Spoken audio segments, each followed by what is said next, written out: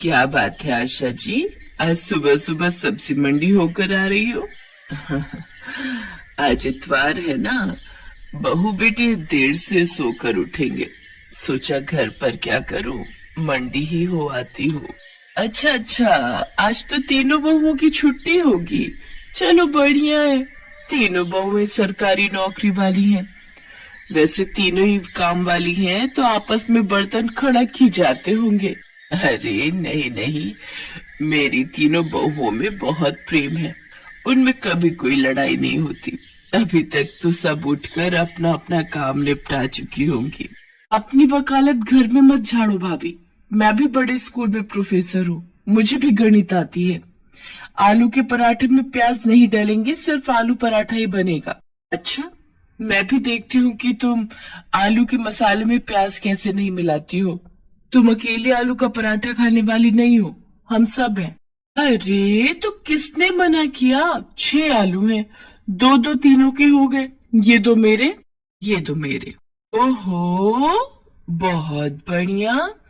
खुद दोनों ने बढ़िया बढ़िया आलू रख लिए और मुझे ये गले हुए खराब दे दिए। बड़ी चालाक हो आप दोनों तो। अरे मैं भी बैंक में नौकरी करती हूँ, सारा हिसाब किताब मुझे भी पता है। ये आधा आलू खराब है, ये मैं क्यों रखूं? मैं अपना आलू नहीं दूंगी। मैं भी क्यों दूं? इतनी मुश्किल से संडे आता है, आलू पराठे खाने का ये मौका मैं क्यों छोड़ दूं? आलू तो मैं लेकर ही रहूंगी, देखती हूँ कौन मुझे रोकता है। हे भगवान, मैं मोहल्ले में कहती फिरती हूँ मेरी तीनों बहुएं गऊ हैं, मुंह में जबान नहीं है, तीनों में प्रेम है। पर यहाँ तो एक आलू के लिए महाभारत छिड़ी हुई है।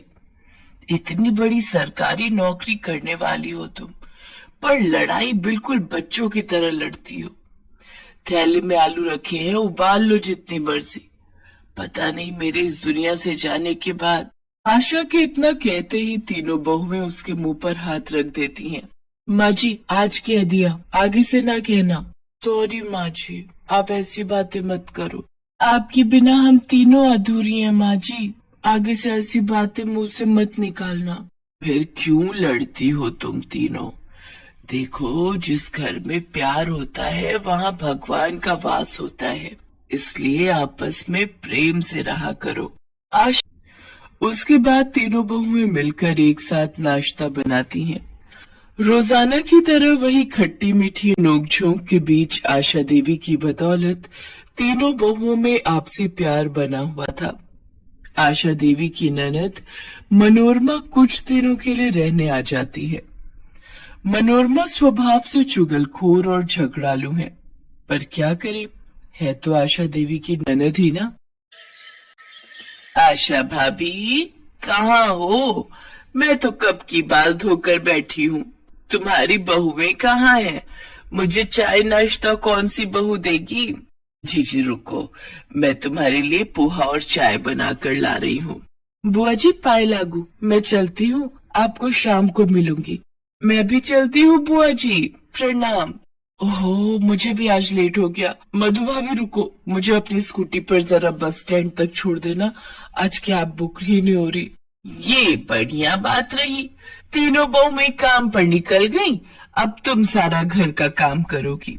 तो क्या हुआ जीजी, सफाई बर्तन वाली लगी हुई है, घर का काम करने में हर्ष थोड़ी है। तुम तो ऐसे ही चिंता करती हो। ये लो पोहा और चाय लो, बाकी सब चिंता छोड़ दो। अरे रमा बहू, क्या कर रही हो? अंदर आ जाऊं? हाँ हाँ बुआ जी, ये भी कोई पूछने की बात है, आपका अपना घर है, कहीं भी आओ जाओ। अच्छा, अलमारी में कपड़े लगा रही हो? सचमुच कितना थक जाती हो। नहीं, ऐसी कोई बात नहीं है बुआ जी, वो कल मधु ने मशीन लगाई थी तो कपड़े धोकर रख दिए थे, वही तय लगा रही हूँ। अच्छा, तभी मधु का मुंह बना हुआ था, बोल रही थी सारा दिन अकेले काम में लगी रहती हूँ। वो प्रोफेसर है ना, तो जल्दी घर आ जाती है, इसलिए वो ज्यादा काम करती है। अच्छा, ऐसा कहा? पर ऐसी तो कोई बात नहीं है, मैं और सुधा हम दोनों भी तो इतना काम कर लेती हैं। मधु फालतू की बातें कर रही है। क्या रमा भाभी और सुधा ने ऐसा कहा? उनसे ज्यादा घर खर्च में पैसे मैं लगाती हूँ। उन दोनों की इतनी हिम्मत ये कहने की कि वो मेरे से ज्यादा घर खर्च करती हैं। आपको पता है बुआ जी, कितनी बार रमा भाभी और सुधा के जन्मदिन एनिवर्सरी पर मैंने महंगे महंगे तोहफे लाकर दिए हैं। अच्छा हुआ बुआ जी आपने मुझे बता दिया ये दोनों मेरे बारे में क्या सोचती हैं। मनोरमा तीनों बहुओं में फूट डाल चुकी थी। तीनों बहुओं के व्यवहार में फर्क साफ दिखाई दे रहा था। ये तीनों को क्या हो गया है? आज इतवार के दिन घर में इतनी शांति कैसे बनी हुई है? रमा बहू क्या हुआ? आज रसोई में कुछ स्पेशल नाश्ता नहीं बनाना क्या? मुझे नहीं पता माँ जी, मैंने अपने और सुधीर के लिए छोले भटूरे मंगवाए थे, हमने वही नाश्ता कर लिया है। रमा भाभी बहुत ज्यादा इतराने की जरूरत नहीं है, हमने भी स्पेशल अमृतसरी कुलचे मंगवा कर खा लिए हैं। हमारा भी आज संडे है, सुनील और मैं मूवी देखने भी जा रहे हैं।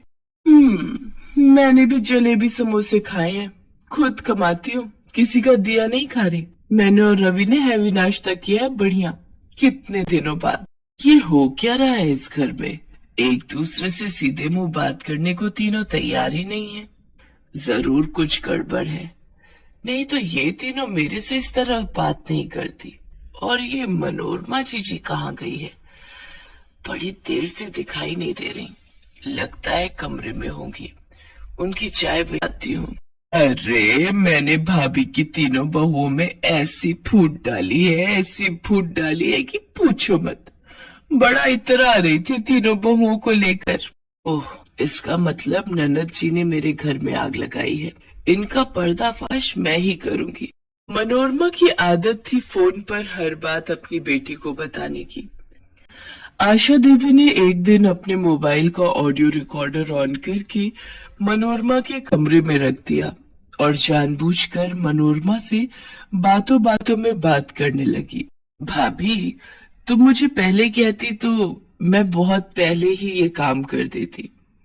अब तुम अपना दुख मुझसे कह रही हो कि तुम अपनी तीनों बहुओं से तंग आ चुकी हो, उनकी सेवा करके तुम थक जाती हो। चलो अभी भी कुछ नहीं बिगड़ा है, तुम चिंता मत करो, मैं तुम्हारी तीनों बहुओं में फूट डाल चुकी हूँ। मनोरमा सारी सच्चाई बोल देती है कि कैसे उसने रमा, मधु और सुधा से आने पर अपने ही घर में फूट डाल दी। मैं तो दुनिया से कहती हूँ मेरी तीनों बहुएं बहुत समझदार हैं, उनमें आपस में एकता है। कभी भी किसी के भड़काने में मत आना, नहीं तो घर को टूटते देर नहीं लगती। हमें माफ कर दीजिए माँ जी, आज के बाद हम ये गलती दोबारा कभी नहीं करेंगे। तीनों बहुओं में फिर से एकता हो जाती है